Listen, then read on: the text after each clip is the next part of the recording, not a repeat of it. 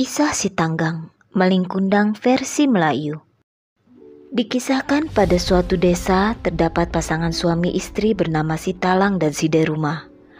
Mereka memiliki seorang anak lelaki bernama Si Tanggang. Kehidupan mereka sekeluarga amatlah miskin.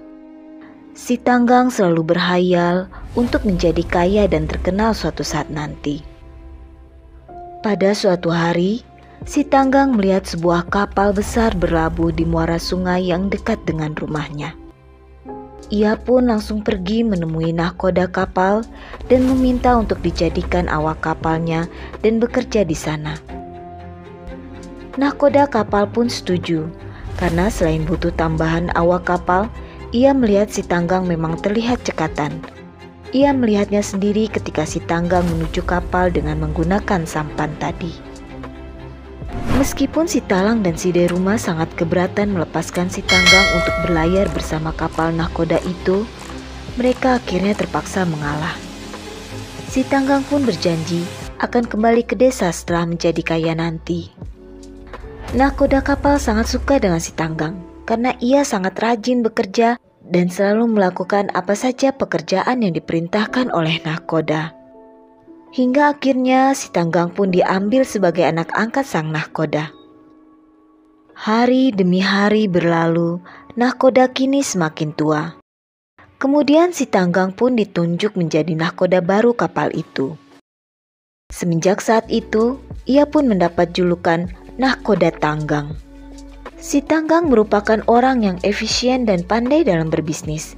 Ia menjadi kaya raya dan namanya menjadi terkenal kala itu. Hingga suatu ketika, dia diundang oleh Sultan ke istana. Sultan yang mempunyai seorang putri yang cantik berniat menikahkan putrinya dengan Si Tanggang. Singkat cerita, Si Tanggang pun menikah dengan putri Sultan. Ia sering membawa istrinya berlayar ke banyak tempat di seluruh negeri. Pada suatu ketika, kapal Si Tanggang berlabuh di muara sungai desa asal-usulnya. Orang kampung mengetahui kalau nahkoda kapal itu Si Tanggang. Mereka pun memberitahukan hal itu kepada kedua orang tuanya. Anak kita sudah pulang, marilah kita pergi tengok dia, kata Si Talang. Ya, aku rindukan Si Tanggang. Kabarnya dia sudah kaya sekarang, kata Deruma dengan gembira. Si Talang dan Si Deruma pun pergilah mengayuh sampan menuju ke kapal nahkoda Tanggang. Si Deruma sang ibu tak lupa membawakan makanan kesukaan Si Tanggang, yaitu pisang salai. Ketika tiba di kapal, seorang anak kapal melarang mereka naik. Tak lama kemudian, Si Tanggang lalu muncul bersama istrinya. Siapakah kedua orang tua ini? Tanya Si Tanggang kepada anak kapal. Mereka mengaku sebagai orang tua Tuan, jawab anak kapal itu. Betulkah mereka ini orang tua Kanda? Tanya istri Si Tanggang. Sebenarnya Si Tanggang tahu bahwa orang yang datang itu adalah orang tuanya yang telah membesarkannya dahulu. Tetapi ia terasa malu mengakuinya di hadapan banyak orang, terutama di depan istrinya yang cantik dan seorang bangsawan. Istrinya sebenarnya telah menyuruhnya menerima kedua orang tua yang datang itu kalau memang mereka betul orang tua kandungnya. Jika memang mereka ibu dan bapak Kanda sebenarnya, terimalah mereka Kanda. Seburuk apapun keadaan mereka sekarang, aku tak mengapa, istrinya berkata. Rupanya, walaupun putri bangsawan, istrinya seorang yang berhati baik dan tidak sombong. Ternyata justru kata-kata ini malah membuat Si Tanggang terasa lebih malu dan tersinggung. Orang tua Kanda? Oh tidak, Kanda tidak memiliki orang tua lagi. Mereka bukan orang tua Kanda. Jangan biarkan kedua pengemis ini naik kapal, teriak Si Tanggang. Mukanya merah padam karena malu dan marah.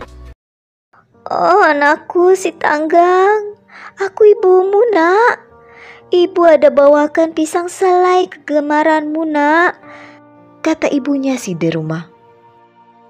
Pergi kalian, teriak Si Tanggang.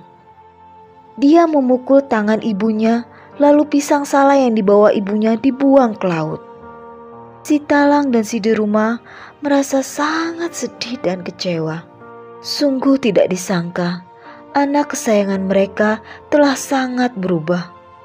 Mereka pun pergi mendayung ke tepi pantai. Ketika sampai di daratan, si Deruma memandang ke langit. Dalam keadaan hati yang sangat hancur karena dihina dan dicampakkan anak kandungnya sendiri, sang ibu lalu mengangkat tangannya seraya berdoa. Ya Tuhan, kalau betullah pemuda di hadapanku tadi adalah si Tanggang yang pernah kukandung selama 9 bulan lebih lamanya, maka buktikanlah padaku dengan menjadikannya dirinya dan segala miliknya menjadi batu. Ternyata Tuhan langsung mengabulkan doa ibunya seketika itu juga. Tak lama kemudian, tiba-tiba petir berbunyi kencang. Angin pun bertiup kencang. Kapal yang sedang berlabuh itu pun terombang-ambing. Ketika itulah si Tanggang merasa sadar atas perbuatannya yang salah terhadap ibu dan bapaknya. Oh ibu, maafkan Tanggang bu. Tanggang mengaku, Tanggang anak ibu. Teriak si Tanggang menyesali perbuatannya. Akan tetapi, penyesalan si Tanggang sudah terlambat. Gelombang air laut yang besar dan kuat memecahkan kapalnya yang megah dan besar. Ketika badai sudah reda, kapal si Tanggang berubah menjadi batu. Semua awak kapal juga berubah menjadi batu. Si Tanggang dan istrinya pun turut menjadi batu. Begitulah kisah si Tanggang yang durhaka kepada ibunya, dirinya, dan semua miliknya menjadi batu seketika.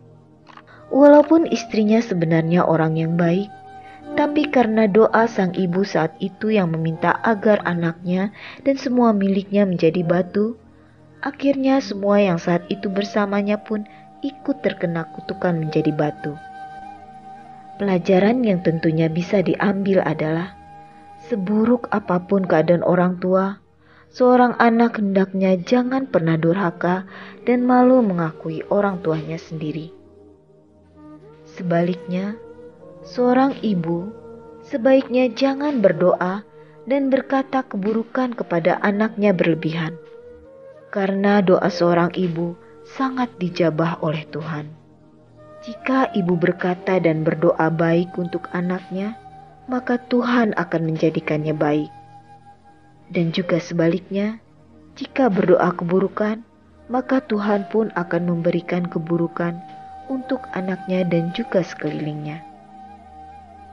Sampai jumpa lagi dalam kisah menarik lainnya dari Wahana Cerita ya.